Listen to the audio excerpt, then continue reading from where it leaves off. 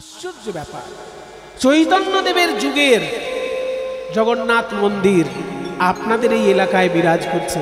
এই যে আপনাদের কত বড় সৌভাগ্যের একটা বিষয়, আপনারা চিন্তা করতে পারবেন না। সেই সময় মুর্শিদাবাদ মানে বাংলার রাজধানী মালদা থেকে মুর্শিদাবাদে যখন এসছিল তারও আগের অবস্থা। যখন এখানে জগন্নাথ মন্দির তৈরি হয়েছে সেটা যদি 500 বছর আগে হয়, তখন কিন্তু রাজধানী মুর্শিদাবাদ নয়, তখন রাজধানী হচ্ছে মালদা। মালদার গৌড় তখন রাজধানী। পরবর্তীকালে যখন মুর্শিদ কুলি খাঁ, সিরাজ উদ্দৌলা এনারা যখন রাজত্ব করেছিলেন তখন বাংলার রাজধানী মুর্শিদাবাদ, কিন্তু তারও আগে রাজধানী ছিল মালদায়। আর সেই সময় মুর্শিদাবাদ ছিল অন্ধকার, কিন্তু সেই অন্ধকার জগৎকে আলোকিত করেছিল যে সব তীর্থ, তার মধ্যে আপনাদের এই জগন্নাথ মন্দির একটি। 500 বছর ধরে এইখানের মানুষকে ভক্তিরসে প্লাবিত করছে, আধ্যাত্মিক জ্ঞানে সমৃদ্ধ করছে এই জগন্নাথ মন্দির। তাই আমরা সকলে ভুলুণ্ঠিত প্রণাম জানাই জগন্নাথের শ্রীচরণে। আমি শুনলাম এইখানে জগন্নাথ মন্দির নাকি 500 বছর প্রাচীন। 500 বছর মানে একবার চোখ বন্ধ করে ইতিহাস চিন্তা করুন। সেই সময় সারা ভারতবর্ষ একদিকে যেমন বিধর্মীদের অত্যাচারে জর্জরিত, তেমনি আবার সনাতন ধর্মের এমন বড় বড় মহাপুরুষের আবির্ভাব ঘটল, চিন্তাই করা যায় না একসঙ্গে এত মহাপুরুষ আমাদের এই ভারতবর্ষে এসেছেন। ওদিকে উত্তর ভারত নানক, কবির, মীরাবাই, তুলসীদাস, সুরদাস, এনাদের ভজন সঙ্গীতে, ভক্তি রসে, বেদান্ত দর্শনের ব্রহ্মতত্ত্ব, যোগীগণের যোগ তত্ত্ব, ইসলামের সুফিবাদ এবং সমস্ত কিছু মিলে মিশে মানুষের আধ্যাত্মিক উজ্জীবনের একটা নতুন পথ তখন তৈরি হচ্ছে। সারা উত্তর ভারত মীরাবাই, তুলসীদাস, সুরদাস, নানক, কবির এনাদের ভজনে প্লাবিত। আবার দক্ষিণ ভারতে বিরাট বিরাট বৈষ্ণব আচার্যগণের শুভ আবির্ভাবে একদিকে বেদান্ত দর্শন, একদিকে শৈব দর্শন, আবার একদিকে বৈষ্ণব দর্শনের 4টি পথ তৈরি হয়েছে। এই যে বৈষ্ণব দর্শনে বলা হয় না, 4ই সম্প্রদায় কি জয়। আমরা জয়ধ্বনি যখন দিই, আপন আপন গুরু গোসাই কি, 4ই ধাম কি, তখন সঙ্গে সঙ্গে বলা হয় 4ই সম্প্রদায় কি।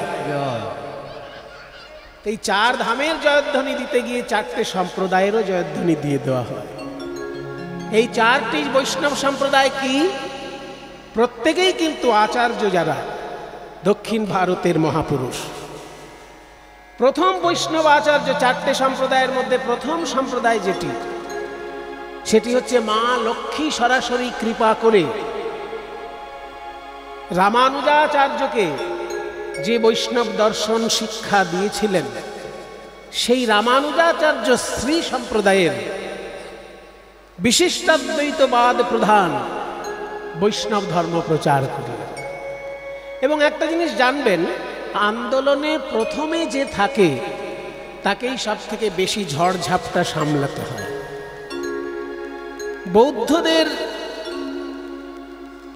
দার্শনিক অত্যাচার যখন সনাতন ধর্মকে একেবারে ধূলিসাৎ করে ফেলছিল, শারীরিক অত্যাচার বলবো না, দার্শনিক অত্যাচার, দর্শন বিশ্লেষণে বৌদ্ধগণ, পণ্ডিতগণ এতটাই বড় বড় পণ্ডিত জন্ম নিয়েছিলেন বৌদ্ধ সম্প্রদায়ের মধ্যে যে সনাতন ধর্মের আচার্যগণ প্রায় ধরাশায়ী হয়ে যাচ্ছে। সেই রকম সময়ে বৌদ্ধগণের দার্শনিক অত্যাচার থেকে রক্ষা করার জন্য ভারতবর্ষে আবির্ভূত হল স্বয়ং শিব ঠাকুর শঙ্করাচার্য রূপে। এবং শঙ্করাচার্য এমনভাবে বেদান্ত দর্শনকে প্রতিষ্ঠা করলেন যে বৌদ্ধগণের শূন্যবাদ অদ্বৈত ব্রহ্মবাদের মধ্যে যেন খুঁজে পেল নতুন করে মানুষ।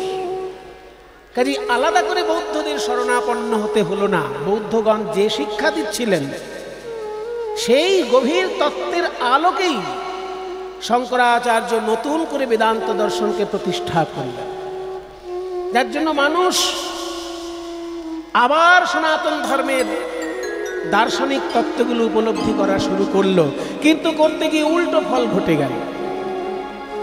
ঈশ্বরের সেবক হিসেবে নিজেকে না চিহ্নিত করে নিজেকেই ঈশ্বর মনে করা শুরু হয়ে গেল। বলছে শ্লোকার্ধেন প্রবক্ষ্যামি যদুক্তং গ্রন্থ কোটিভি ব্রহ্ম সত্যম জগন মিথ্যা জীব ব্রহ্মৈব না পর। আপনি সামনে আসুন, এখানে আসুন, মঞ্চে আসুন, মঞ্চে আসুন। ভাগবত আচার্য উনি দাঁড়িয়ে দাঁড়িয়ে শুনছেন। আসুন আসুন, এখানে আসুন, মঞ্চে বসুন, মঞ্চে বসুন, আসুন। দাদা আপনিও সঙ্গে আসুন। শঙ্করাচার্যের একটা ছোট্ট শ্লোক বললাম আপনাদেরকে। বলছে শ্লোকার্ধেন প্রবক্ষ্যামি, অর্ধেকটা শ্লোকে আমি বলবো। বাংলাটা কি? শ্লোকার্ধেন মানে অর্ধেক শ্লোকে, প্রবক্ষ্যামি মানে বলবো। যদুক্তং যা বলা হয়েছে, গ্রন্থ কোটিভি কোটি কোটি গ্রন্থের দ্বারা। শঙ্করাচার্য নিজেই বলছেন যে কোটি গ্রন্থের সার সংক্ষেপ আমি অর্ধেকটা কবিতায় বলবো, গোটা কবিতাও লাগবে না আমার।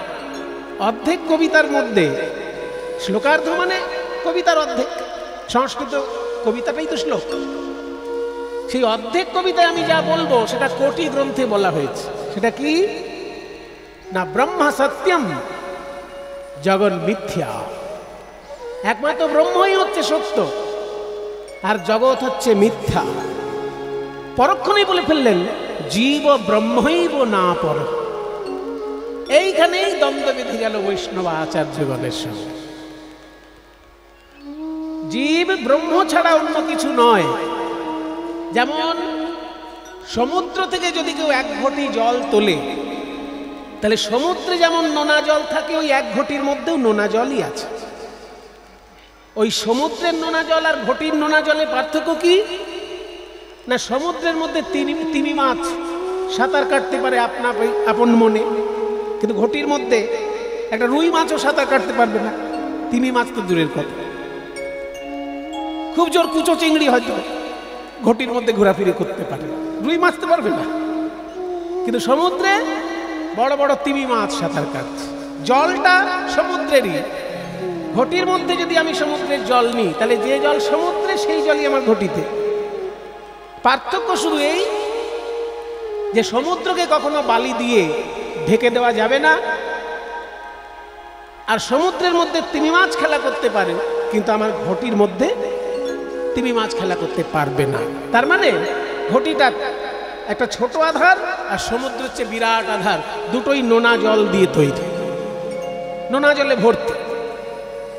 এই উদাহরণ দিয়ে শঙ্করাচার্য বুঝাতে চাইলেন যে ঈশ্বর হচ্ছে ওই রকম সচ্চিদানন্দের সমুদ্র, আর আমরা হচ্ছি এক একটা সচ্চিদানন্দের ঘটি।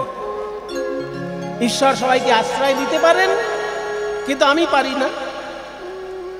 ঈশ্বরকে কখনো মায়া দিয়ে ঢেকে দেওয়া যায় না, আমাকে মায়া দিয়ে ঢেকে দেওয়া যাবে। এই দুটো পার্থক্য ঈশ্বরের সঙ্গে আমার। তাছাড়া আমাদের আর ঈশ্বরে কোনো ভেদ নেই। এই তত্ত্ব যখন প্রচার করতে লাগলেন শঙ্করাচার্য পাদ, এতে হলো কি, বৌদ্ধ দর্শন পরাজিত হলো বটে, কিন্তু বৈষ্ণব দর্শন যেন ঢাকা পড়ে যাচ্ছিল। তাই তখন রামানুজাচার্য বৌধায়ন ভাষ্য আবিষ্কার করে দেখালেন যে শঙ্করাচার্যের আগে থেকেই বৈষ্ণব ভাব জগতে প্রচার ছিল, কিন্তু শঙ্করাচার্যের অদ্বৈতবাদের ফলে সেই বৈষ্ণব সেবা, বৈষ্ণব ভাব ঢাকা পড়ে যাচ্ছিল। তাই রামানুজাচার্য প্রথম আচার্য যিনি শঙ্করাচার্যের বিরুদ্ধে মতবাদ তুলে ধরলেন যে জীব ব্রহ্মৈব না পর। এই কথাটাকে পাল্টাতে হবে যে ঈশ্বর আর জীব এই দুটো যে একই জিনিস, এই কথাটা মেনে নেওয়া যায় না। কারণ ঈশ্বর হলো মায়ার অধীশ্বর, আর জীব হলো মায়া বশ, একটা ক্ষুদ্র জীব মাত্র। দাদা উপরে আসুন, আসুন আসুন উপরে বসুন। হ্যাঁ, তাহলে এই যে মায়াতে ঈশ্বরে আর জীবে ভেদ, এইটা শঙ্করাচার্যপাদের বিরুদ্ধে প্রথম বৈষ্ণব মতবাদ আগে থেকেই ছিল, শঙ্করের আগে থেকেই আছে, কিন্তু ঢাকা পড়ে যাচ্ছিল শঙ্করাচার্যের প্রতাপে। কিন্তু রামানুজাচার্য প্রথম প্রতিষ্ঠা করলেন বিশিষ্টাদ্বৈতবাদ। তারই ছত্রছায়া ধরে ধরে অন্যান্য বৈষ্ণব আচার্যগণ এগিয়ে আসলেন। ওদিকে এগিয়ে আসলেন নিম্বার্ক আচার্য, আবার একদিকে এগিয়ে আসলেন বিষ্ণুস্বামী আচার্য, আর একদিকে এগিয়ে আসলেন মধ্ব আচার্য। বৈষ্ণব বাংলার বৈষ্ণব সমাজকে বলা হয় ওই মধ্ব আচার্যের আনুগত্যে একটি সম্প্রদায়, মধ্ব আচার্যের অন্তর্গত একটি সম্প্রদায় হিসেবে বাংলার বৈষ্ণব দর্শনকে চিন্তা করা হয়। তা যেটা আমরা দেখছিলাম যে শঙ্করাচার্যবাদের অদ্বৈতবাদের বিরুদ্ধে কথা বলার ক্ষমতা যে সব বৈষ্ণব আচার্যগণের ছিল, তারা দক্ষিণ ভারতের বড় বড় এক একজন আচার্য। ওদিকে উত্তর ভারত যেমন ভজনের মধুর সঙ্গীতে মীরাবাইয়ের ভজন, সুরদাসের ভজন, তুলসীদাসের রাম ভজন, আবার কবিরজির যোগ দর্শনের ভজন, হিন্দু মুসলমানকে এক করে দেবার ভজন কবির সাহেবের, এগুলোতে যেমন উত্তর ভারত প্লাবিত হচ্ছিল ভক্তি ধারায়, তেমনি দক্ষিণ ভারতে চারজন বৈষ্ণব আচার্যের দ্বারা দক্ষিণ ভারত বিশুদ্ধ ভক্তি প্লাবনে একদম রসসিক্ত হয়ে গেল। এই অদ্ভুত ইতিহাস আমাদের ভারতবর্ষে 500 বছর আগে, যে সময় সারা ভারতবর্ষ বৈষ্ণব আন্দোলনে বৈষ্ণব ভাবে প্লাবিত, সেই রকম একটা সময়ে চৈতন্যদেবের আবির্ভাব ঘটে বাংলার বুকে। আর ঠিক সেই রকম একটা সময়েই এইখানে জগন্নাথ মন্দির প্রতিষ্ঠা হয়েছে। আসুন আমরা সবাই মিলে একটু জগন্নাথের উদ্দেশ্যে গান করি। জগন্নাথ স্বামী, এটা আগে মুখস্থ করুন, তারপর আমার সঙ্গে সবাই গাইবেন। এই গানটি স্বয়ং চৈতন্যদেব জগন্নাথের মুখের দিকে তাকিয়ে গাইতেন, সেই জন্য আজকে আমরা একটু জগন্নাথের গানটি গাইছি। স্বয়ং চৈতন্যদেব এই গান জগন্নাথের মুখের দিকে তাকিয়ে গাইতেন। একটা লাইন আপনারা গাইবেন আর অন্য লাইনগুলো আমি গাইব। জগন্নাথ স্বামী নয়ন পথগামী ভবতু মে, মানে জগন্নাথ স্বামী, স্বামী মানে প্রভু, এখানে স্বামী মানে আমাদের সকলের প্রভু, যিনি জগতের নাথ তিনি আমাদের সকলের প্রভু। জগন্নাথ স্বামী নয়ন পথগামী ভবতু মে, মে মানে আমার, আমার নয়ন পথে আবির্ভূত হোক জগন্নাথ প্রভু। এটা হচ্ছে মানে। এবার সেটা সংস্কৃতে বলা হচ্ছে। জগন্নাথ শব্দটা কিন্তু শুধু যে হিন্দুরা বলে তা নয়, মুসলমান ভাইরা যখনই নামাজ পড়ে তখনই কিন্তু জগন্নাথ শব্দ তারাও উচ্চারণ করেন, কিন্তু আরবি ভাষায় করেন। আমরা বাঙালি বলে বুঝতে পারি না, বা বাঙালি মুসলমান যারা আছে তাদের কানে যদি এই কথা যায়, তারা বই মিলিয়ে নিক, তাদের নামাজের মন্ত্র মিলিয়ে নিক। সেইখানে দেখুন নামাজের মন্ত্রে তারা উচ্চারণ করে যে প্রথমে বলে বিসমিল্লাহির রহমানির রহিম, তারপরে সমস্ত কিছু বলার পর বলেন আলহামদুলিল্লাহি রাব্বিল আলামিন। এই যে কথাটি আলহামদুলিল্লাহি রাব্বিল আলামিন, এই কথাটি যদি বিশ্লেষণ করি, এর মানেটা হচ্ছে আলহামদু মানে প্রশংসা, সমস্ত জয়ধ্বনি, সমস্ত প্রশংসা আল্লাহর নামে। আল্লাহ কেমন? রব্ব ইল আলমিন। রব্ব মানে প্রভু। আমরা যেটা স্বামী বলছি, আমরা যেটা প্রভু বলছি, আরবি ভাষায় সেটা রব্ব বলে। রব্ব, র বয় বয়, রব্ব ইল আলমিন। আলম মানে জগৎ। আমাদের এলাকার যে একটা বাজার ছিল তার নাম ছিল আলম বাজার, আছে এখনো আলম বাজার বরাহনগরে। তাহলে আলম মানে বিশ্ব, আলম মানে বিশ্ব বা আলম মানে জগৎ, আর আলমিন মানে জগৎগুলি, বহু বচনে প্রয়োগ হয়েছে। যতগুলি জগৎ আছে আমাদের মতে অনেকগুলি জগৎ, তাই না? ভূ ভুব স মহ জন তপ সত্য। আমরা যে জগতে বাস করি এই জগৎটার নাম হচ্ছে ভূলোক, এর উপরের জগৎটার নাম ভুবলোক, তার উপরের জগৎটার নাম স্বর্গলোক, তার উপরের জগৎটার নাম মহলোক, তার উপরের জগৎটার নাম জনলোক, তার উপরের জগৎটার নাম তপলোক, তার উপরের জগৎটার নাম সত্যলোক। ভূ ভুব স মহ জন তপ সত্য। এই সাতটা জগৎ যেমন উপরের দিকে আছে তেমনি সাতটা জগৎ আবার নিচের দিকে আছে। অতল পাতল বিতল সুতল তলাতল রসাতল মহিতল। এই যতগুলি জগৎ সমস্ত জগতেরই প্রভু তিনি। এইটা মুসলমান ভাইরা কিন্তু মন্ত্র বলার সময় বলেন আলহামদুলিল্লাহি রাব্বিল আলামিন। তো আরবি ভাষায় বলছে রাব্বিল আলামিন, সেটাকেই সংস্কৃত ভাষায় বলে জগন্নাথ। যেটা আরবিতে বলছে সমস্ত জগতের তিনি প্রভু, সেটা আরবি ভাষায় সমস্ত জগতের প্রভু বলা হচ্ছে। তেমনি সংস্কৃত ভাষায় জগৎ নাথ, সমস্ত জগতের তিনি নাথ। তাই বলছে হে জগন্নাথ তুমি আমার নয়ন পথে এসে আবির্ভূত হও। এই গানটি আপনারা সবাই গাইবেন, আর বাকি সংস্কৃতগুলো আমি গাইব। সব আপনাদের উপর চাপাবো না, আপনারা একটা লাইন গাইবেন আর বাকি লাইনগুলো আমি গাইব। গান আমার সঙ্গে একটু দয়া করে। জগন্নাথ স্বামী নয়ন পথগামী ভবতু মে। গান দেখি। জগন্নাথ স্বামী নয়ন পথগামী ভবতু মে। জগন্নাথ স্বামী নয়ন পথগামী ভবতু মে। জগন্নাথ স্বামী নয়ন পথগামী ভবতু মে। জগন্নাথ স্বামী নয়ন পথগামী ভবতু মে। জগন্নাথ স্বামী নয়ন পথগামী ভবতু মে। জগন্নাথ স্বামী নয়ন পথগামী ভবতু মে। জগন্নাথ স্বামী নয়ন পথগামী ভবতু মে। আপনারা গাইছেন তো? আসলে কি আমি শুনতে পাচ্ছি না, কারণ আমার গলাটাই আমি বেশি শুনতে পাচ্ছি। সেই জন্য আমি অনুরোধ করব, আমার যারা দোহার আছেন তারা কেউ আমার সঙ্গে দোহার কি করবেন না, আপনারা আমার সঙ্গে দোহার কি করবেন। আমি একবার গাইব, আপনারা একবার গাইবেন, তাহলেই বুঝতে পারবো কারা কারা গাইছে আর কোন দিকে ফাঁকি দিচ্ছে সেটাও ধরা পড়ে যাবে। জগন্নাথ, এখন না আমি গাইব, আমার পরে আপনারা গাইবেন। জগন্নাথ স্বামী নয়ন পথগামী ভবতু মে। আপনারা জগন্নাথ স্বামী ভবতু হচ্ছে আবার। জগন্নাথ স্বামী নয়ন হচ্ছে জোরে। জগন্নাথ স্বামী নয়ন পথগামী ভবতু মে।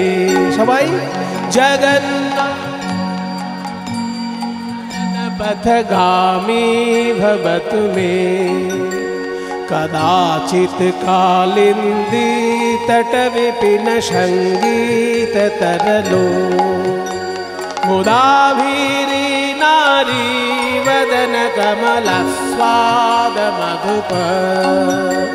रमा शंभु ब्रह्मामरपति गणेशार्चित पदु। जगन्नाथ स्वामी नयन पथगामी भवतु मे। सबाई मिले। जगन्नाथ स्वामी नयन पथगामी भवतु मे। जगन्नाथ स्वामी नयन पथगामी भवतु मे। একটু মানেটা বলে দিই। কদাচিৎ কালিন্দী তট সঙ্গীত বিপিন সঙ্গীত তরল। কদাচিৎ মানে কোনো একটা সময়ে।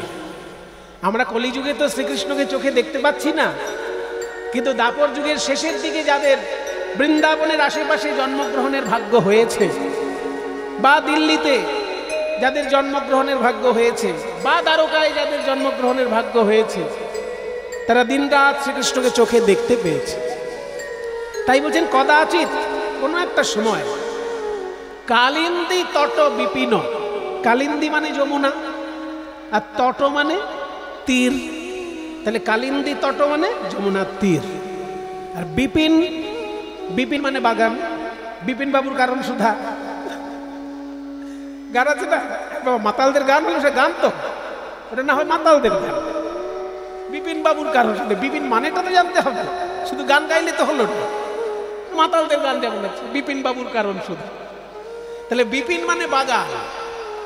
কদাচিৎ কালিন্দী তট বিপিন, কোনো একটা সময়ে যিনি যমুনার তীরের বাগানে সঙ্গীতে তরল, সঙ্গীতে তরল হয়েছিলেন। কিংবা একটু পাঠান্তর আছে কোনো কোনো জায়গায়, সঙ্গীতক রব, সঙ্গীতের রবে তিনি বৃন্দাবনকে পরিপূর্ণ করে তুলেছিলেন। সঙ্গীতের সুরে তিনি বৃন্দাবনের পরিমণ্ডলকে পরিশুদ্ধ করে তুলেছিলেন এবং প্রেমে পরিপূর্ণ করে তুলেছিলেন। কদাচিৎ কালিন্দী তট বিপিন সঙ্গীতে তরল। মুদা, মুদা মানে মনের আনন্দে। মুদা, মুদ, আমোদ, আমরা বলি না আমোদ। আমোদ শব্দটা আসলে মুদ থেকে এসেছে। মুদ মানে আনন্দ। তাহলে মুদা মানে মনের আনন্দে। আভিরি নারী বদন কমল আস্বাদ মধুপ। আভিরি মানে গোয়ালিনী, আভিরি নারী মানে গোয়ালিনী নারীগণ, তাদের বদন কমলের আস্বাদন মধুপ। মৌমাছি যেমন ফুলকে চুম্বন করে মধু গ্রহণ করে, তেমনি শ্রীকৃষ্ণ যেন মধুকরের মতন ব্রজগোপীগণের বদনে থেকে প্রেমামৃত মধু সঞ্চয় করছে। আভিরি নারী বদন কমলাস্বাদ মধুপ। আভিরি নারী বদন কমল আস্বাদ, আস্বাদন করার ক্ষেত্রে মধুপ, মধুকর স্বরূপ শ্রীকৃষ্ণ। কদাচিৎ কালিন্দী তটো বিপিন সঙ্গীতে তরলো মুদাভিরি নারী বদন কমলাস্বাদ মধুপ। কিন্তু আবার ভেবো না, একটা ফাজিল ছেলে ভেবে বসো না ব্রজগোপীকে চুম্বন করে মধুর রস আস্বাদন করছে ভেবে তুমি আবার তোমার পাড়ার ওই কেলো ভুলোর সঙ্গে তুলনা করে ফেলো না। পাড়ার কেলো ভুলো আর উনি এক নন। উনি কে এইবার বলা হচ্ছে? রামা শম্ভু ব্রহ্মা মরপতি গণেশার্চিত পদ। উনি এমন শ্রীকৃষ্ণ বৃন্দাবনের গোয়ালিনীদের কাছে তিনি একটা বোকা গোয়ালা সেজে থাকেন। বৃন্দাবনের গোয়ালিনীদের কাছে তিনি একটা রাখাল ছেলে সেজে থাকেন বটে, কিন্তু তিনি এমন যে স্বয়ং মা লক্ষ্মী তার চরণ পাবার জন্য বৈকুণ্ঠ থেকে নেমে এসে বৃন্দাবনে সাধনা করছে।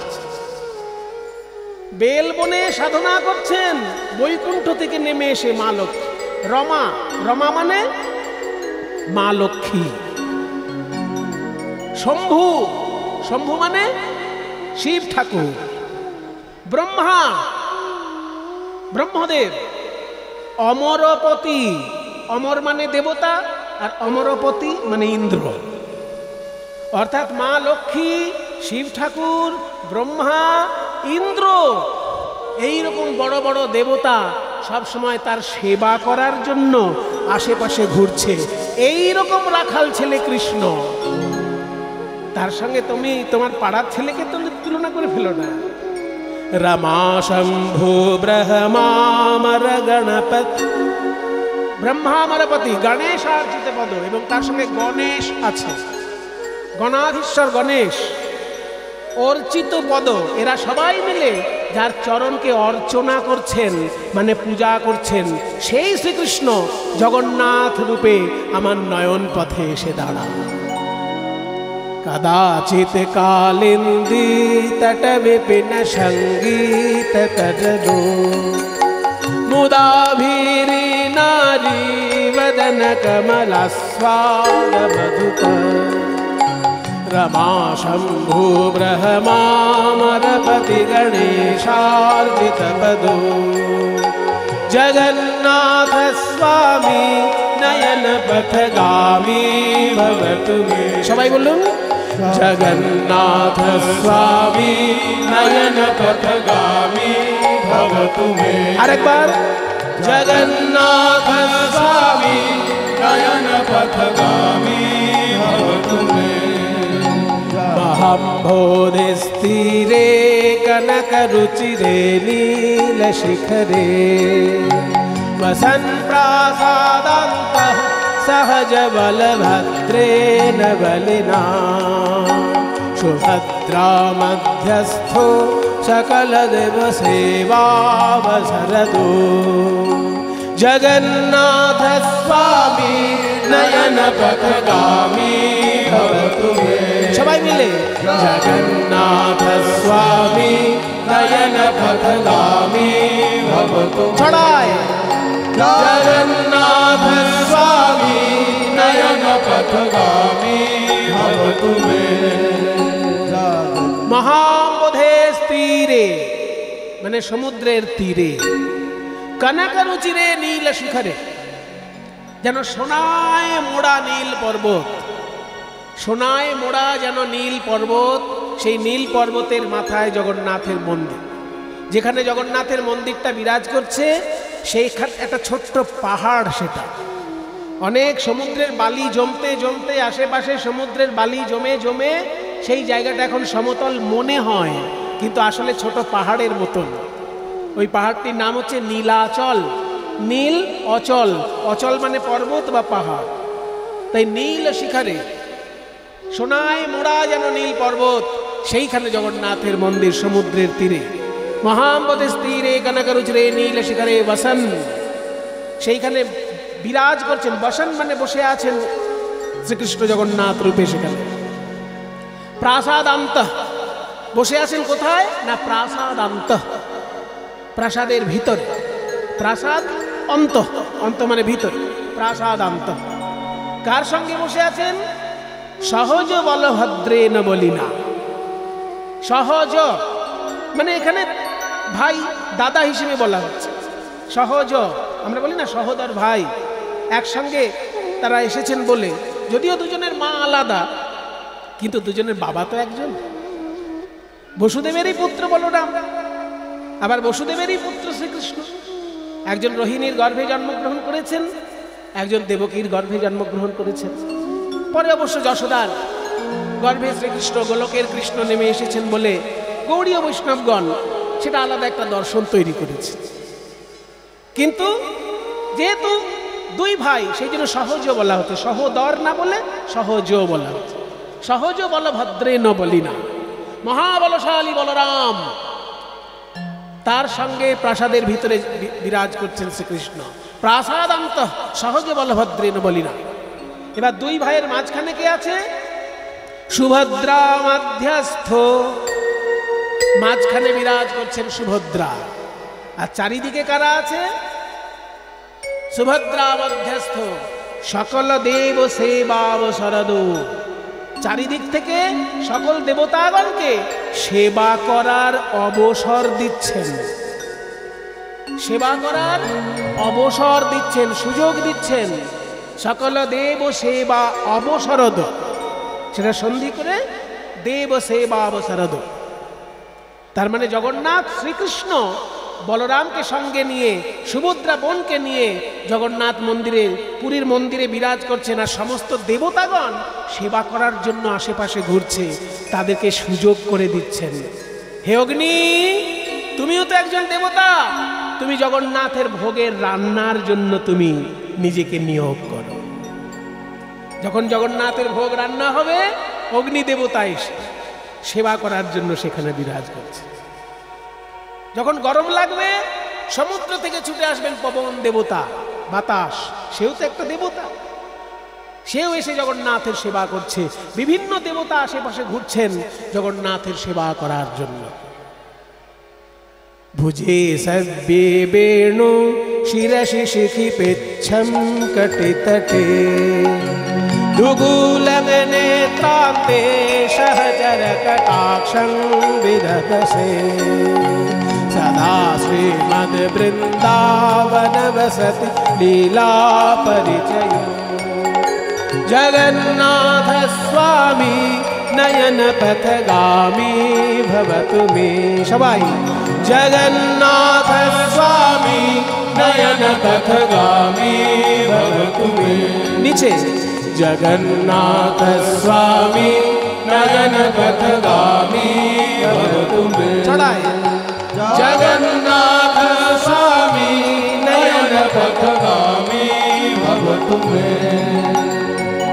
भुजे सव्ये वेणुं शिरसि श्रीविच्छं कटितटे दुकूलं नेत्रांत सहस्रकटाक्षं विदधस्। भुजे सव्ये, सव्य माने बाम, বাম দিকটাকে সব্য বলে। জগন্নাথের কিন্তু ডান হাতে বাঁশি শোভা পাচ্ছে না। ভুজে সব্যে বেণু, বাঁ হাতে তিনি বাঁশি ধরে আছেন। সাধারণত আমরা শ্রীকৃষ্ণ মূর্তিতে কখনো বাঁদিকে বাঁশি দেখতে পাই না। এখানে আছে, এই তো বিরাজ করছেন মন্দিরে রাধা গোবিন্দ। বাঁশি কোন দিকে দেখতে পাচ্ছেন তো বলুন, বাঁশিটা কোন দিকে আছে? অনেক সময় ছেলে মেয়েরা নাচ করে, রাধাকৃষ্ণ নাচতে যায় না, নাচতে গিয়ে এইদিকে বাঁশি ধরতে। আসলে তাদের দোষ নেই, তারা তো জানে না। কৃষ্ণ মূর্তি তারা দেখে বটে, মন দিয়ে দেখে না। সবাই দেখে, ওরাও দেখে নেই, কিন্তু বাঁশিটা কোন দিকে ধরতে হবে এটা বাচ্চা ছেলে মেয়ের তো সেই সেন্সটা থাকে না। সেই জন্য বাচ্চারা যখন নাচতে যায় কখনো কখনো ভুল করে এইদিকে বাঁশি ধরে। কিন্তু এটা বুঝতে হবে, বাঁদিকে তো রাধারানী দাঁড়িয়ে আছে, ওদিকে বাঁশি ধরে খোঁচা লেগে যাবে তো। ওই জন্য বাঁশিটা কোন দিকে রাখতে হবে? এই যে ডান দিকে বাঁশি। দেখুন শ্রীকৃষ্ণের বাঁশিটা ডান দিকে আছে, ডান দিকে রয়েছে বাঁশি। এদিকে খোঁচা লাগার কোনো ব্যাপার নেই, কারণ এদিকে তো রাধারানী নেই। রাধারানী বাদিকটাই বিরাজ করছে। তাই শ্রীকৃষ্ণ যখন দাঁড়ান ডান দিকে তার বাঁশি থাকে। তাহলে কেন জগন্নাথের স্তবের মধ্যে বলা হলো ভুজে সব্যে বেণু? এগুলো আমরা কখনো বিচারই করি না, শুধু বইতে লেখা আছে দেখে পাঠ করে চলে যায়। আসল ব্যাপার হচ্ছে রসগত বিচার আছে, রসের বিচার আছে। কারণ যিনি জগন্নাথ মন্দিরে যে কৃষ্ণ সেবিত হচ্ছেন সেই কৃষ্ণ বৃন্দাবনের কৃষ্ণ নয়। সে কৃষ্ণ কোন কৃষ্ণ? দ্বারকার কৃষ্ণ। আর দ্বারকার কৃষ্ণ হচ্ছে বীর রসের কৃষ্ণ, মধুর রসের কৃষ্ণ। সেখানে গৌণ, সেখানেও মধুর রস আছে, কিন্তু সামাজিক মধুর রস। সামাজিক মধুর রস মানে সেখানে রুক্মিণী, সত্যভামা এরা সবাই শ্রীকৃষ্ণের বিবাহিতা স্ত্রী, সেই পর্যন্ত মধুর রস। মধুর রসের যে আরো কিছু স্তর আছে সেটা দ্বারকায় কিন্তু উপলব্ধি করার বিষয় নয়। তাই শ্রীকৃষ্ণ দ্বারকার শ্রীকৃষ্ণ যিনি, তিনি বীর রসের কৃষ্ণ। সেই জন্য তার ডান হাতে থাকবে তখন সুদর্শন, সুদর্শন, সুদর্শন। यदा यदा हि धर्मस्य ग्लानिर्भवति भारत अभ्युत्थानं धर्मस्य तदा आत्मानं सृजाम्यहं परित्राणाय साधूनां विनाशाय च दुष्कृतां धर्म संस्थापनार्थाय সম্ভবামি যুগে যুগে। এখানে আপনি রসিক কৃষ্ণকে খুঁজে বেড়াবেন না, এখানে বীর রসের কৃষ্ণ, যিনি ধর্ম প্রতিষ্ঠা করার জন্য যুদ্ধের আশ্রয় নিয়েছেন সেই কৃষ্ণ দ্বারকায় পূজিত। তাই সেখানে বাঁশিটা গৌণ, সুদর্শন চক্রটাই প্রধান। যার জন্য দেখুন পুরীর মন্দিরের মধ্যে কৃষ্ণের যেমন পুজো হয়, বলরাম সুভদ্রার যেমন পুজো হয়, তারই পাশে সুদর্শন চক্রের পুজো হয়। এগুলো খেয়াল করবেন। মন্দিরে গিয়ে শুধুমাত্র পুজো করলাম, প্রণাম করলাম তা নয়, চারিদিকটা দেখবেন এবং রস উপলব্ধি করবেন। কারণ ভারতবর্ষের সনাতন ধর্ম, বৈষ্ণব ধর্ম রসে রসে টইটম্বুর, পরিপূর্ণ বা সমৃদ্ধ রসে পরিপূর্ণ আমাদের সনাতন ধর্ম। এত রসবিচার অন্য কোনো ধর্মে পাবেন না। অন্যান্য ধর্মে শুকনো তত্ত্ব প্রচার, রসের ব্যাপার নেই। আমাদের ধর্মে পরতে পরতে রসের বিচার। যার জন্য জগন্নাথ মন্দিরে যখন যাবেন সেখানে দেখবেন শ্রীকৃষ্ণের বাঁশিটা আছে বটে, কিন্তু চিন্তা করা হয় বাঁ হাতে লুকানো আছে। ওখানে বাঁশিটা জোরালো ভাবে দেখানো নেই। শ্রীকৃষ্ণ যখন বৃন্দাবনে, তখন বাঁশিটাই তার সর্বে সর্বা। বাঁশি ছাড়া কৃষ্ণকে বৃন্দাবনে ভাবাই যায় না, কিন্তু বাঁশি ছাড়া শ্রীকৃষ্ণকে দ্বারকায় ভাবা যায়। কারণ দ্বারকায় শ্রীকৃষ্ণের হাতে সুদর্শন চক্র রয়েছে, বাঁশি সেখানে গৌণ, তাই বাঁ হাতে বাঁশিটা লুকিয়ে নিয়ে আছেন যে ব্রজগোপী আসলে তবে বাজাবো, নইলে বাঁশি আমার কাছে থাক। গোপী ভাব নিয়ে যদি কেউ এখানে আসে, সে আমার বাঁশি শুনতে পাবে, কিন্তু বাকি লোকের জন্য সুদর্শন চক্র। সকলকে রক্ষা করার জন্য, অসাধুদেরকে বিনাশ করার জন্য, সাধুদেরকে রক্ষা করার জন্য, ধর্মকে প্রতিষ্ঠা করার জন্য আমার এই সুদর্শন চক্র, সেটাই পুরীর মন্দিরের প্রধান আকর্ষণ। বাঁশি সেখানে প্রধান নয়, তাই সেখানে বাঁশিটা বাঁহাতে। ভুজে সব্যে বেণু, এবার মাথায় শিরসি শিখি পিচ্ছম, মাথায় রয়েছে ময়ূরের পালক।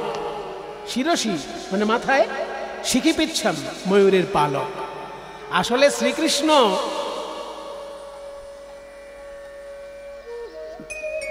শ্রীকৃষ্ণ জঙ্গলের যারা অধিবাসী, যাদেরকে আদিবাসী বলা হয়, তাদেরকেও এত ভালোবাসতেন যে তাদের সঙ্গে খেলা করতে করতে তারা যেমন পোশাক পরে, সেই পোশাকটাও তিনি ভালোবাসতেন। তাই আদিবাসীরা দেখবেন কোনো একটা পাখির পালক মাথায় চূড়ার মধ্যে পরে নেয়। তা যেহেতু শ্রীকৃষ্ণ সকলেরই ভগবান, শুধুমাত্র উচ্চ বর্ণের ভগবান শ্রীকৃষ্ণ তা তো বলা যায় না, শুধুমাত্র ব্রাহ্মণ ক্ষত্রিয় বৈশ্য শূদ্রের ভগবান বলা যায় না, তার থেকেও যদি নিচে কেউ থাকে তারও ভগবান শ্রীকৃষ্ণ। তাই আদিবাসীদেরকেও তিনি এত ভালোবাসেন, আদিবাসীরাও শ্রীকৃষ্ণকে এত ভালোবাসে যে আদিবাসীদের যে একটা লক্ষণ, সেটাও কিন্তু শ্রীকৃষ্ণ সেখানে বহন করেছে। আদিবাসীরা যেমন পাখির পালক চূড়ার মতন করে মাথায় গোজে, ঠিক তেমনি ময়ূরের পালক শ্রীকৃষ্ণ মাথায় গুঁজেছে। ভুজে সব্যে বেণু শিরসি শিখি পিচ্ছম, আর কি আছে? কটি তটে, কটি তটে মানে কোমরে, ধুকু লাগে নেত্রান্তে, কোমরে একটা তার ওড়না বাঁধা আছে, আর নেত্রান্তে চোখে কি আছে? নেত্রান্ত মানে চোখের কোনায়। সহচর কটাক্ষং বিদধসে, সহচর গণের প্রতি কটাক্ষ।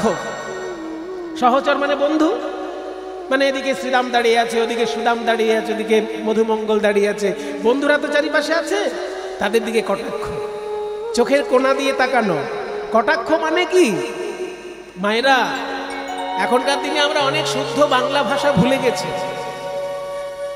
মোবাইলকে ভালোবাসা নিশ্চয়ই ভালো, কারণ মোবাইল তো খুব ভালো জিনিস। মোবাইল কি খারাপ? আপনি মোবাইল খুললে বড় বড় সাধুকে দেখতে পাবেন, যেসব সাধুর কাছে আপনি হয়তো জীবনে যেতে পারতেন না, কিন্তু মোবাইল খুললে তাদের প্রবচন শোনার সুযোগ হয়ে যাচ্ছে। তাহলে এক্ষেত্রে তো মোবাইল আশীর্বাদ। যদি বৃন্দাবনে বসে কোনো বড় সাধু বক্তব্য দিচ্ছেন, আপনার ভাগ্য আছে কি সেই বৃন্দাবনে গিয়ে তার বক্তব্য শোনার? সময় আছে? সময় নেই, পয়সা নেই, এত সংসারে ব্যস্ত, আপনি বৃন্দাবনে গিয়ে বড় সাধুর ভাষণ শোনার সুযোগ নেই, কিন্তু মোবাইল সেই সুযোগ করে দিয়েছে। কোন সাধু বৃন্দাবন ধামে বসে তার উপলব্ধির কথা বলছে, আপনি আপনার কুড়ে ঘরে বসে বা আপনার 3 তলার এসি ঘরে বসে দেখে নিচ্ছেন সাধু। তাহলে এটা তো আশীর্বাদ মোবাইলের ক্ষেত্রে। এবার আপনি যদি বাজে জিনিস দেখেন, সেটা তো আপনার মনের অভিরুচি, মোবাইলের দোষ সেখানে নেই। আপনার মনের দোষ আছে, একটু বেশি করে সাধু সঙ্গ করুন, মনের দোষ আস্তে আস্তে সরে যাবে, তখন ওই ভালো জিনিসগুলোই দেখতে ভালো লাগবে। তাহলে আমরা দেখতে পাচ্ছি যে কটাক্ষ মানে কি। মোবাইলের জন্য আমরা অনেক শব্দ শিখেছি, যেমন ডিলিট, মিসড কল, মেসেজ, এগুলো তো আমরা মোবাইলের জন্য শিখে ফেলেছি। কিন্তু বেশি শব্দ শিখতে গিয়ে অনেক শব্দ ভুলেও গেছি। এখন যদি কাউকে জিজ্ঞেস করি কটাক্ষ মানে কি ভাই, কজন বলতে পারবে? হ্যাঁ, কটাক্ষ শুনেছি, কটাক্ষ করছেন এই পর্যন্ত, কিন্তু কটাক্ষ মানে কি? কটাক্ষ শব্দের আক্ষরিক অর্থ হলো চোখের কোণে তাকানো, মানে সরাসরি না তাকিয়ে চোখের কোণা দিয়ে তাকানো। এবার চোখের কোণা দিয়ে তাকালে দুটো জিনিস প্রকাশ পায়, দুটো জিনিস প্রকাশ পেতে পারে। সরাসরি তাকালে আপনার সঙ্গে ভাবের আদান প্রদান হতে পারে, কিন্তু দুটি আলাদা রস সরাসরি চোখে আসে না। আর চোখে তাকালে বা চোখের কোণা দিয়ে তাকালে দুটি রস প্রকাশ পেতে পারে। এক, ভালোবাসার রস প্রকাশ পেতে পারে। দুই, ক্রোধ প্রকাশ পেতে পারে। এবার আমার দিকে দেখুন, বুঝতে পারবেন বিষয়টা। আমি যদি আপনাকে জিজ্ঞেস করি এইভাবে, কি গো তুমি কেমন আছো, এটা একটা জিজ্ঞেস করার মধ্যে কোনো রস প্রকাশ হলো না, একটা স্বাভাবিক প্রশ্ন হলো, কি গো তুমি কেমন আছো। এ তো পথ চলতে যে কোনো লোক জিজ্ঞেস করে। কিন্তু আমি যদি এরকম জিজ্ঞেস করি, কি গো কেমন আছো, মানে যেন কতদিনের ভালোবাসার একটা সম্পর্ক। আর চোখে তাকিয়ে কথা,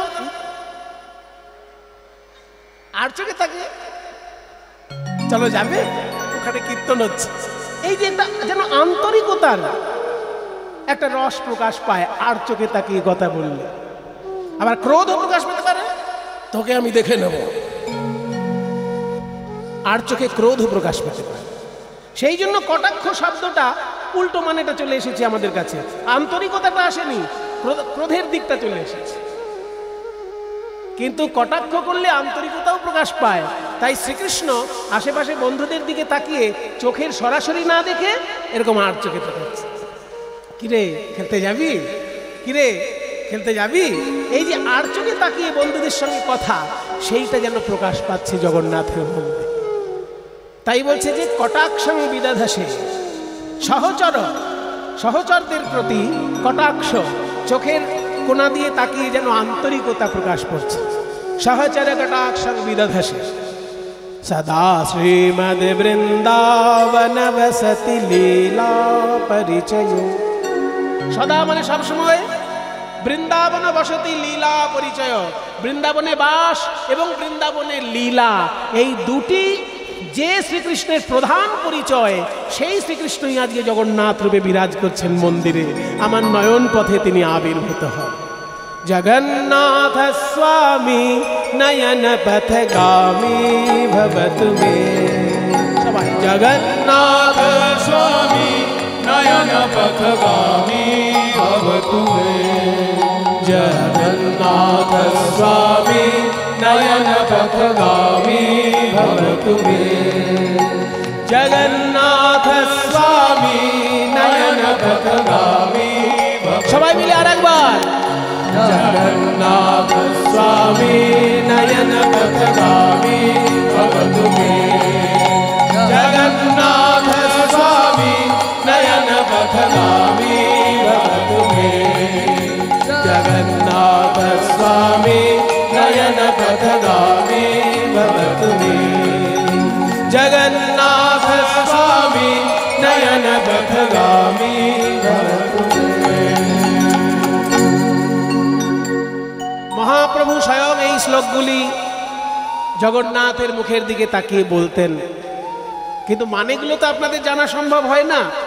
সেই জন্য আজকে আমি একটু জগন্নাথের শ্রীচরণে মানেগুলো একটু পরিষ্কার করে দিলাম আপনাদের কাছে, কারণ এগুলো আমাদের সম্পদ, এগুলো ভারতবর্ষের সাহিত্যিক সম্পদ, এগুলো ভারতবর্ষের বৈষ্ণব দর্শনের সম্পদ।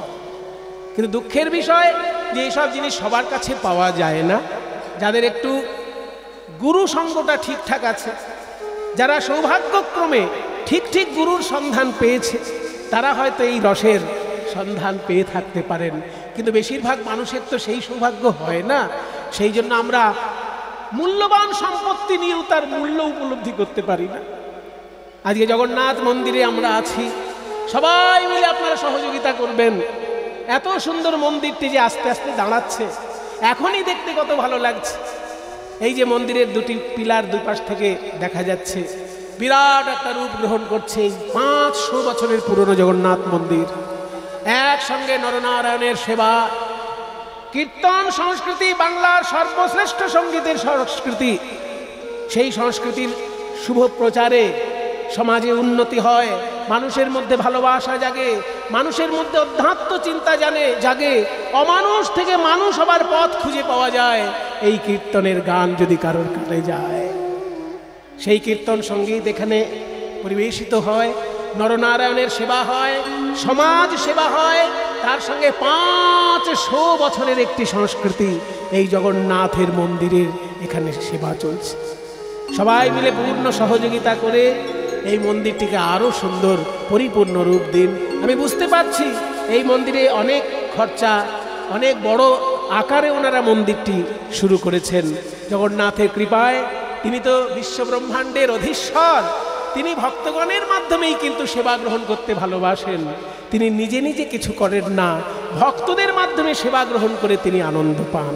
তাই আপনারা সবাই মিলে পূর্ণ সহযোগিতা করে এই জগন্নাথ মন্দিরকে অপূর্ব একটি রূপে সুসজ্জিত করবেন, এই অনুরোধ, এই বিনম্র প্রার্থনা আপনাদের সকলের চরণে আমি জানাচ্ছি।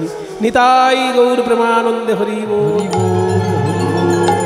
তৃণাদপি সুনীচেন তররিব সহিষ্ণুনা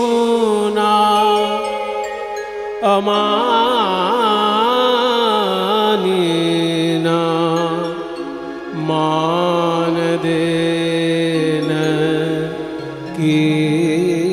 কীর্তনীয় সদা হরি, কীর্তনীয় সদা হরি, কীর্তনীয় সদা হরি।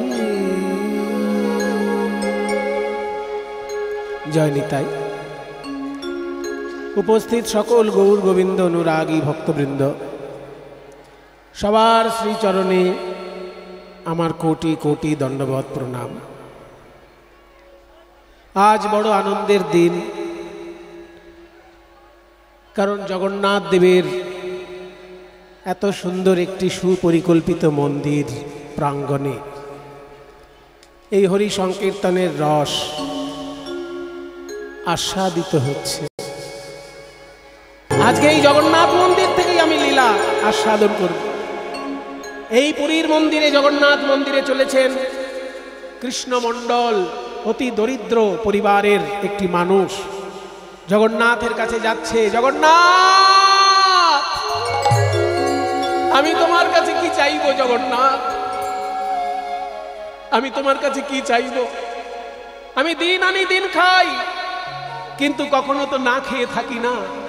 কর্ম করলে তার অন্যের অভাব হবে না, তাই আমি কর্ম করি, অন্ন সংস্থান করি, আর সুযোগ পেলেই তোমার নাম করি। আমি তোমার কাছে ধন চাই না, সম্পদ চাই না, রাজা জমিদার হতে চাই না জগন্নাথ, কিন্তু আমি বিশ্ব ব্রহ্মাণ্ডের মালিকের কাছে এসেছি, তাই খালি হাতেও ফিরে যেতে চাই না। আমি তোমার চরণে ভিক্ষার আঁচল পেতে দিলাম। হে জগন্নাথ, তুমি যদি আমায় কিছু দেবে ভাবো,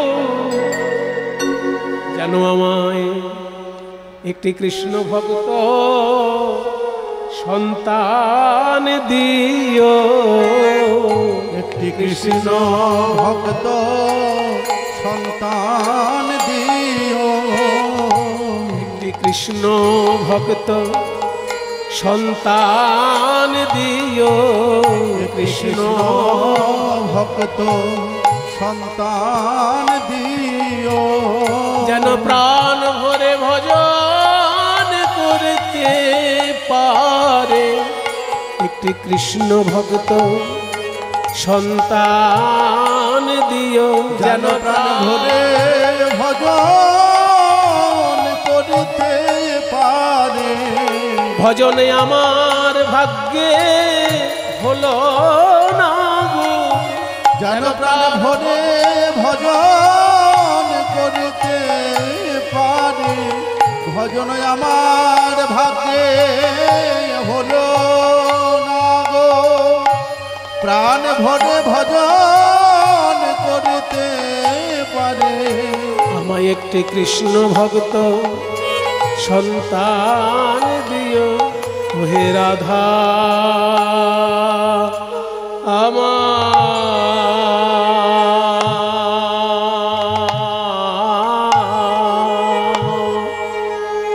ও মাধব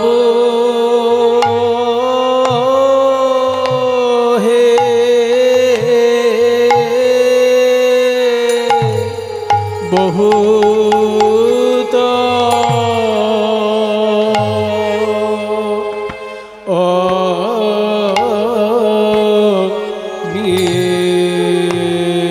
কোমলগা কোমলগা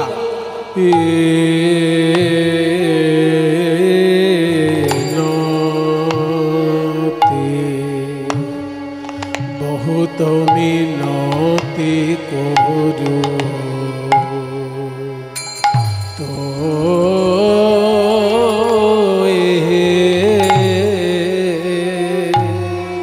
ও হে রাধা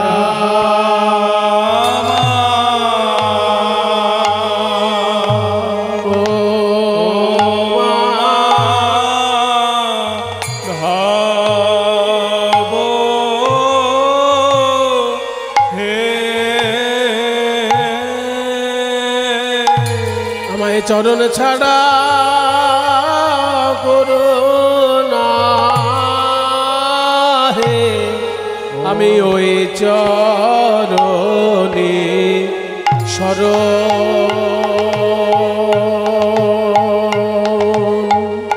শরণ নীলাম চরণ ছাড়া করো না হে ওই চরণে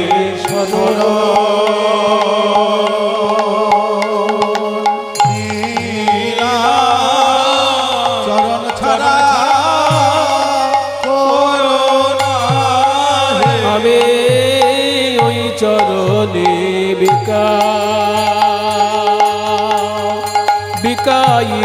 বিকাইলাম চরণ ছাড়া করুণা ওই চরণে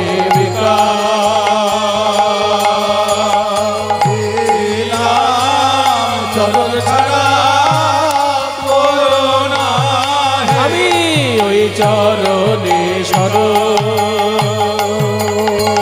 নীলাম ছাড়া করুণা আমি ওই চরণে শরণ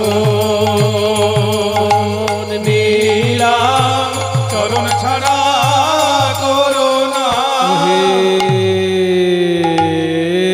রাধা মাধব হে बहुत मिनति कोरुत हे माधव दे तुलसी तिल আমার দেহ মন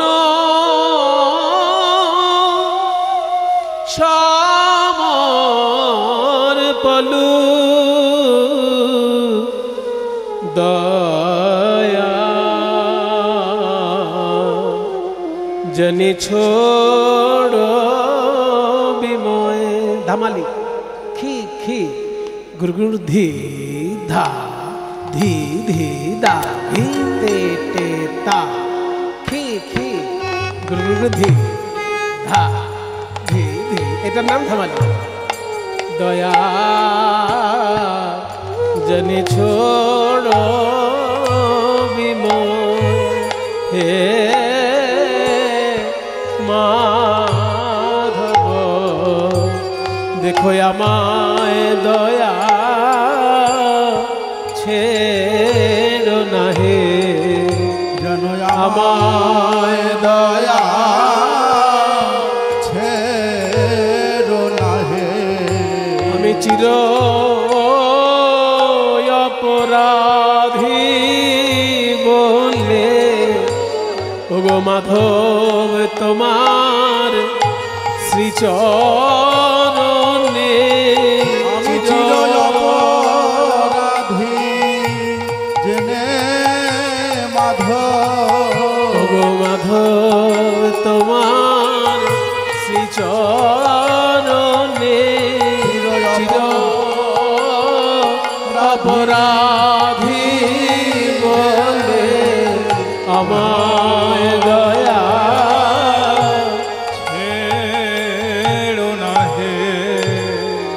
জগন্নাথ বলছে, হে ভক্ত, তুমি যে আমাকে যে বলছো দয়া আমি যেন করি, দয়া যেন না ছাড়ি, তা তো আমার দয়া পাবার মতন কোনো সাধনা তুমি করেছো?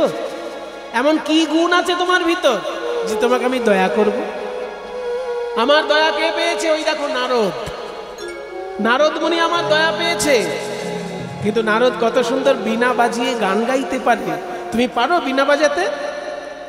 বীণা তো ধরতেই পারবে না মনে হচ্ছে, বাজাবে তো দূরের কথা। তাহলে তোমার কি গুণ আছে যে আমি তোমায় কৃপা করব? গুণ? আমার গুণাবলীর বিচার করে যদি আমায় কৃপা করতে চাও প্রভু, তাহলে কোনোদিনই আমি কৃপা পাবো না। গণইতে দোষ গুণলেশ না পাবি, গণইতে দোষ গুণলেশ না পাবি, जब तू करबी विचार, हे माधव जब तू करबी विचार, আমার গুণ তো কিছুই পাবে না মাধব, আমার গুণ তো কিছুই পাবে না মাধব। আমি রাগ রাগিনী শিখেছি, কিন্তু গাইতে গেলে দেখি কত ভুল হয়ে যায়। আমি তাল শিখেছি, কিন্তু গাইতে গেলে দেখি কত ভুল হয়ে যায়। তাহলে কোথায় আমার গুণ? আমার গুণ তো কিছুই পাবে না মাধব, আমার গুণ তো কিছুই পাবে না মাধব। তুমি যখন বিচার করে দেখবে গুণ তো কিছুই পাবে না মাধব। বিচার করিবে যখন গুণ তো কিছু পাবে না মাধব। তোমার গুণাবলী নেই, তাহলে আমায় ডাকার সাহস পেলে কি করে? সাহসকে দিল আমাকে ডাকা? সাহস? জানি আমার গুণ নেই, জানি আমার জ্ঞান নেই, জানি আমার পাণ্ডিত্য নেই, তবুও তোমাকে ডাকার সাহস পেয়েছি। কেন জানো?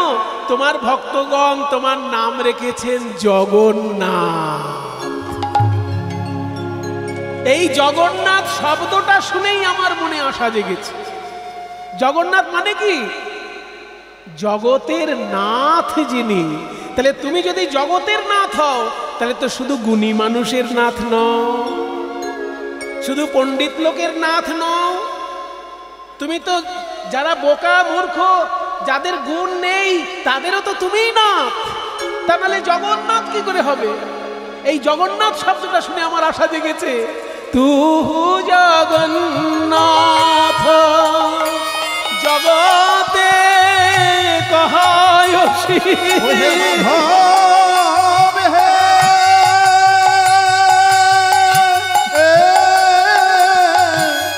ওহে মাধব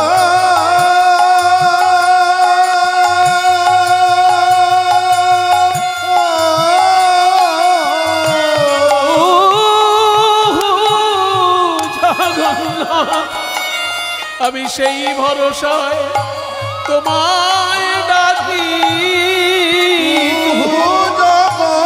জগন্নাথ আমি সেই ভরসায় তোমায় ডাকি। মাধব তুমি হলে জগতের নাথ, সেই ভরসায় তোমায় ডাকি। তুমি হলে জগতের নাথ, আরে আমি তো জগৎ ছাড়া নই হে। তুমি হলে জগতের নাথ, আমি তো জগৎ ছাড়া নই হে, তুমি হলে জগতের নাথ, আমি তো জগৎ ছাড়া নই হে, জগতের নাথ, ছাড়া নই হে। আমি সেই ভরসায় তোমায় ডাকি, তু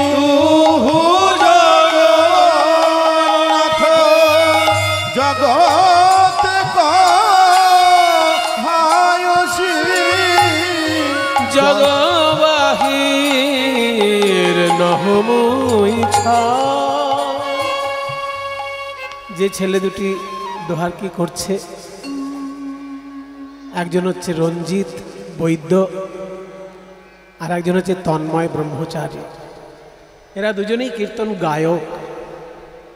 কীর্তন গায়ক আজকাল হাটে বাজারে ঘুরঘুর ঘুরঘুর ঘুরঘুর ঘুরঘুর করছে, কিন্তু সঠিক কীর্তন জেনে কজন কীর্তন গাইছে, এটা একটা দুঃখজনক পরিস্থিতি। যদিও অনেক শ্রোতার তাতে কিছু যায় আসে না, কিন্তু কীর্তন জগতের পক্ষে সেটা ক্ষতিকর বিষয়।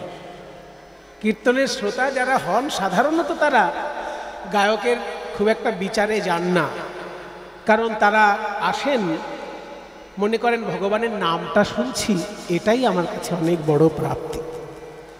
এক দৃষ্টিতে এটা ঠিকই, কিন্তু কীর্তন গানকে যদি আপনি একটা উচ্চ অঙ্গের সঙ্গীত মনে করেন, সেক্ষেত্রে এই দৃষ্টিভঙ্গিটি মোটেই ভালো নয়।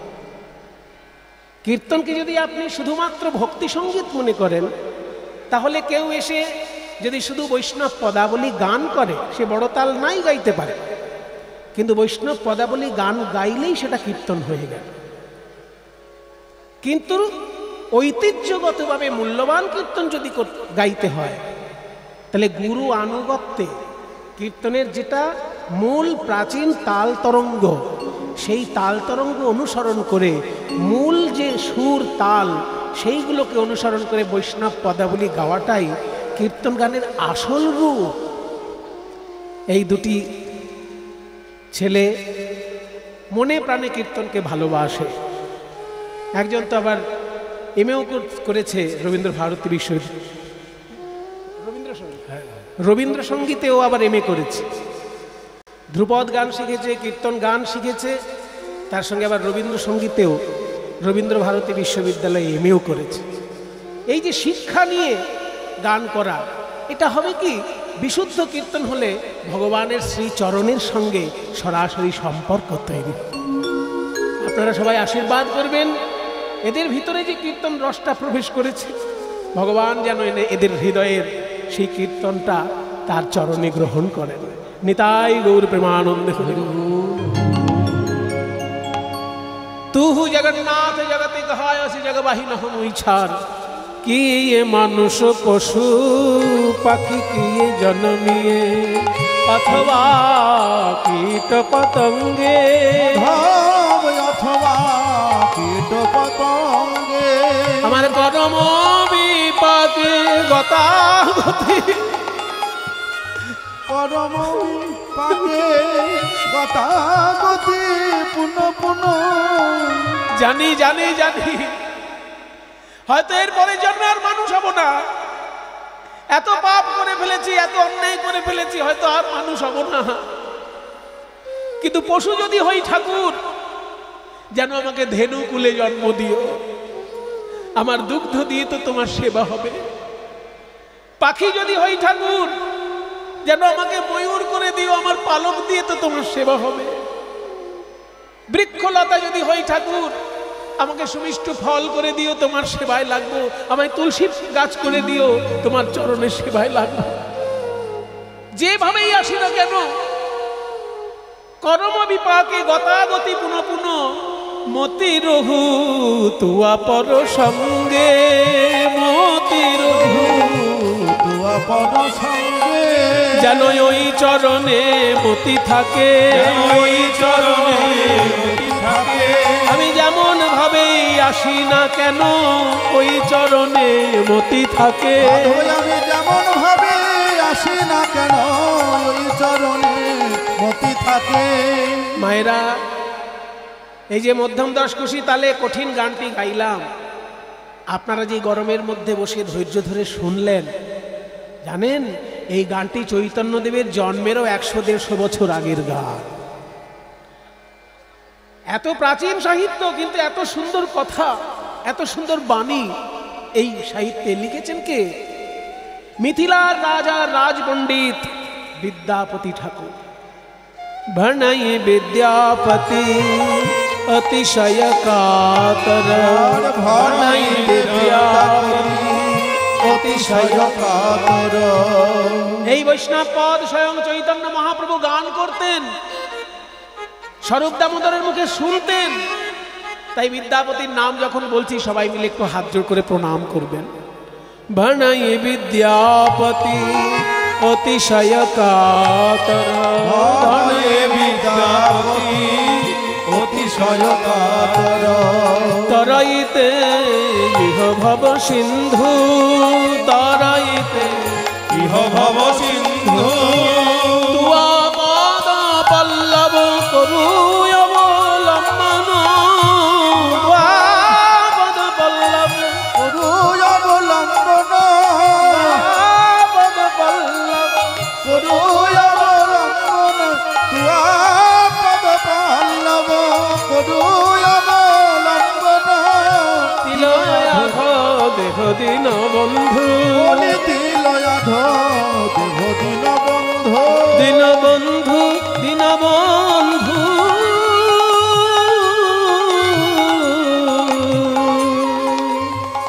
তিলয়াধ দেহ দিন বন্ধু।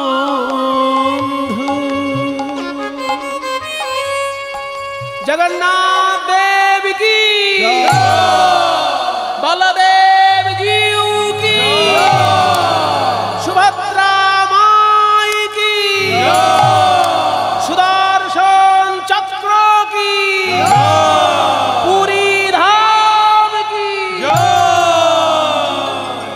স্বামী স্বামী, তুমি জগন্নাথ দর্শন করে এসেছো, আর আমি তোমার সংসার সামলেছি। আমার তো আর জগন্নাথ দর্শনে যাওয়া হয়নি। তুমি যে তীর্থ দর্শন করে এসেছো, তোমার পায়ে প্রণাম করলেই আমার তীর্থ দর্শনের পুণ্য লাভ হবে। দুরিকা, প্রণাম তুমি করছো করো, কিন্তু তোমার হয়ে আমি জগন্নাথের চরণে আবার প্রণাম করেছি। তবে দুরিকা, আমি জগন্নাথের মুখের দিকে তাকিয়ে টাকা পয়সা বাড়ি গাড়ি চাইতে পারিনি। দুরিকা, কি চেয়েছো স্বামী? আমি চেয়েছি আমার যেমন এমন একটি সন্তান হয় যে প্রাণ ভরে কৃষ্ণ ভজন করবে। স্বামী, তুমি ঠিকই চেয়েছো। কর্ম করলে লোকে অর্থ উপার্জন করতে পারে, আর অর্থ উপার্জন করলে লোকের গাড়ি বাড়ি হয়েও যায়, কিন্তু কৃষ্ণ ভক্ত সন্তান অর্থের দ্বারা হয় না। ভগবানের কৃপা ছাড়া কৃষ্ণ ভক্ত সন্তান পাওয়া যায় না। স্বামী, তুমি ঠিক চেয়েছো। দেখতে দেখতে সেই ঘর আলো করে জন্মগ্রহণ করলেন ভক্ত চূড়ামণি দুঃখী মণ্ডল। ধারেন্দাতে জন্মিল দুঃখী মণ্ডল, ধারেন্দাতে জন্মিল দুঃখী মণ্ডল, ধারেন্দাতে জন্মিল দুঃখী মণ্ডল, ধারেন্দাতে জন্মিল দুঃখী মণ্ডল। মাতার নাম দুরিকা, পিতা কৃষ্ণ মণ্ডল। মাতার নাম দুরিকা, পিতা কৃষ্ণ মণ্ডল, মাতার নাম দুরিকা, পিতা কৃষ্ণ মণ্ডল, বলি মাতার নাম দুরিকা পিতা কৃষ্ণ মঙ্গল, পিতা মাতার আনন্দ না ধরে, পুত্রহেরি পিতা মাতার আনন্দ না ধরে, পাড়া প্রতিবেশী সবে জয়ধ্বনি করে, পাড়া প্রতিবেশী সবে জয়ধ্বনি করে, পাড়া প্রতিবেশী সবে জয়ধ্বনি করে, পাড়া প্রতিবেশী সবে জয়ধ্বনি করে, উলুধ্বনি শঙ্খধ্বনি করে নারীগণ, উলুধ্বনি শঙ্খধ্বনি করে নারীগণ, উলুধ্বনি শঙ্খধ্বনি করে নারীগণ, উলুধ্বনি শঙ্খধ্বনি করে নারীগণ, উলুধ্বনি শঙ্খধ্বনি করে নারীগণ, উলুধ্বনি শঙ্খধ্বনি করে নারীগণ, উলুধ্বনি করে নারীগণ, উলুধ্বনি শঙ্খধ্বনি করে নারীগণ, আর বাহু তুলে জয়ধ্বনি করে ভক্তগণ। বাহু তুলে জয়ধ্বনি করে ভক্তগণ, বাহু তুলে জয়ধ্বনি করে ভক্তগণ, বাহু তুলে জয়ধ্বনি করে ভক্তগণ, বাহু তুলে জয়ধ্বনি করে ভক্তগণ। আনন্দ ধরে না, আনন্দ ধরে না, দুটি জন্ম হলো বলে আনন্দ ধরে না, জনম হলো বলে আনন্দ ধরে না, দুঃখের জনম হলো বলে আনন্দ ধরে না, জনম হলো বলে আনন্দ ধরে না, দুঃখের জনম হলো বলে আনন্দ ধরে না, জনম হলো বলে আনন্দ ধরে না, দুঃখের জনম হলো বলে আনন্দ ধরে না, জনম হলো বলে আনন্দ ধরে না, দুঃখের জনম হলো বলে আনন্দ ধরে না, জনম হলো বলে আনন্দ ধরে না, দুঃখের জনম হলো বলে আনন্দ ধরে না,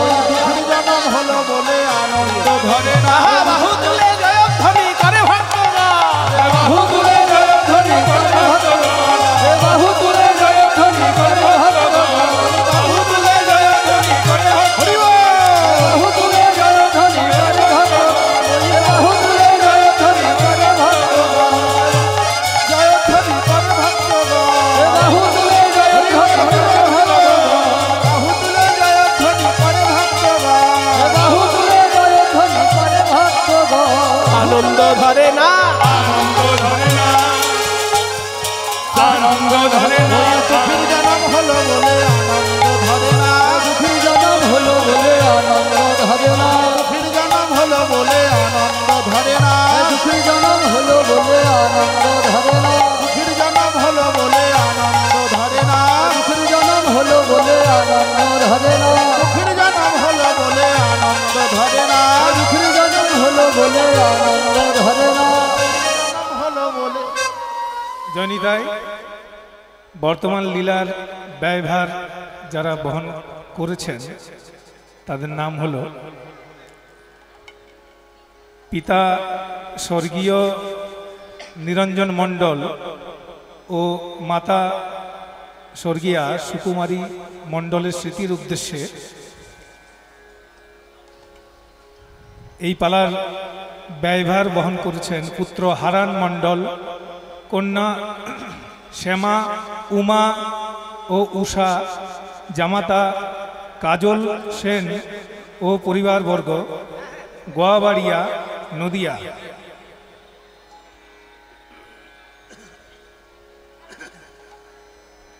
স্বর্গীয়া অনিমা মণ্ডলের স্মৃতির উদ্দেশ্যে এই পালার ব্যয়ভার বহন করছেন স্বামী বীরেন্দ্রনাথ মণ্ডল, পুত্র সমর মণ্ডল, মৃত্যুঞ্জয় মণ্ডল, কন্যা অর্চনা মণ্ডল ও জ্যোৎস্না সরকার, পুত্রবধূ সুচিত্রা ও হাসি মণ্ডল, জামাতা অসিত মণ্ডল ও চিত্ত সরকার, নাতি সায়ন, নয়ন, অমিত ও চয়ন, নাতনি মুনমুন, নাতবউ সোনালী, রিঙ্কি, পৌনাতি সৌনক, গোয়াবাড়িয়া, নদিয়া।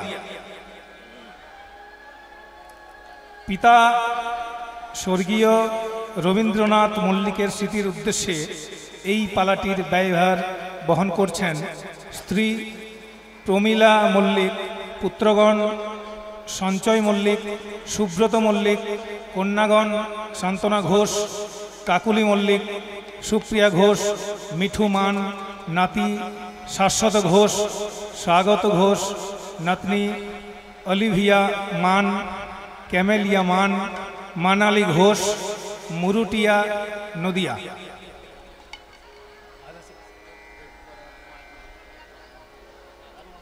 জয়নিতাই। এই যে উলুধ্বনি শঙ্করধ্বনি সবাই তো করলে, কিন্তু আমার তো হিংসে হচ্ছে। কেন জানো? ওই যে কৃষ্ণ মণ্ডলের বাবা, ওই যে দুঃখী মণ্ডলের বাবা কৃষ্ণ মণ্ডল, ওর অনেকগুলো ছেলে আছে, আবার একটা ছেলে হয়েছে। কি এতগুলো ছেলে হচ্ছে, আমার হিংসা হবে না? সেটা হবেই। আমার ঘরে সম্পদ কম আর এর ঘরে এত সম্পত্তি, আমার হিংসা হবে না? ও কৃষ্ণ মণ্ডল, আরে কি হলো? তোমাকে দেখলেই আমার গা জ্বলে। আরে কি হয়েছে বলবে তো? আমাদের কপাল হচ্ছে পাথর চাপা কপাল, আর তোমার কপাল হচ্ছে পাতা চাপা কপাল। আরে সেটা একটু খুলে বলবে তো কি হয়েছে? ও, মানে বুঝতে পারলে না? না না, শোনো, যাদের পাতা চাপা কপাল তাদের একটু হাওয়া দিলেই পাতা সরে যাবে আর কপাল খুলে যাবে। আর যাদের পাথর চাপা, ও ঝড় আসলে পাথরও সরে না আর কপালও খোলে না। তোমার এত ছেলে ছিল, আবার একটা ছেলে হয়েছে। হ্যাঁ তা তো হয়েছে। আর একজনের পাশের বাড়িতে দেখো ছেলেই হচ্ছে না। সেটা হচ্ছেই না। তোমরা আশীর্বাদ করো ভাই, নিতাই গৌর প্রেমানন্দে হরি বল। হরি বল। তোমরা আশীর্বাদ করো আমার এই ছেলে যেন কৃষ্ণ ভক্ত হয়। কিন্তু ছেলের তো কান্না থামছে না। এতগুলো ছেলে পিলে হলে চিকিৎসা করানোর পয়সা পাবে কোথায়? ঘরে তো মধু নেই যে একটু মুখে মধু দেবে। মধু, আমার তো মধু কেনার পয়সা নেই। আর যদি আমি মধু ধার করে আনি, ধার যদি শোধ করতে না পারি, তাহলে তার কাছে ঋণী থেকে যাব। তাই ছেলেকে আমি মধু দেব, এমন মধু দেব যা কোনো দোকানে পাওয়া যায় না, কিন্তু দোকানে পাওয়া যায়। কোনো দোকানে পাওয়া যায় না, কিন্তু কানে পাওয়া যায়। সেই মধু আমার ছেলেকে দেব।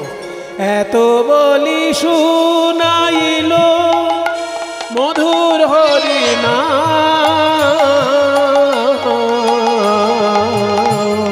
এত বলি শুনাইল মধুর হরি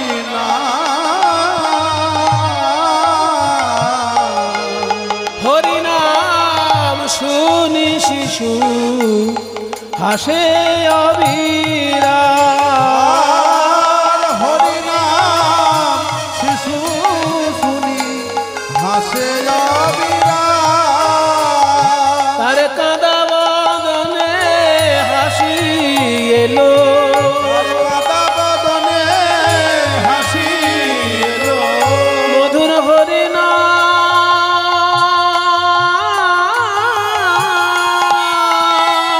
শ্রবণ করে কাঁদা বদনে হাসি এলো।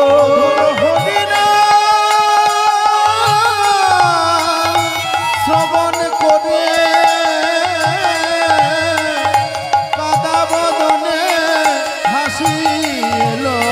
হরি নাম শুনি শিশু হাসে অবিরাম, হাসে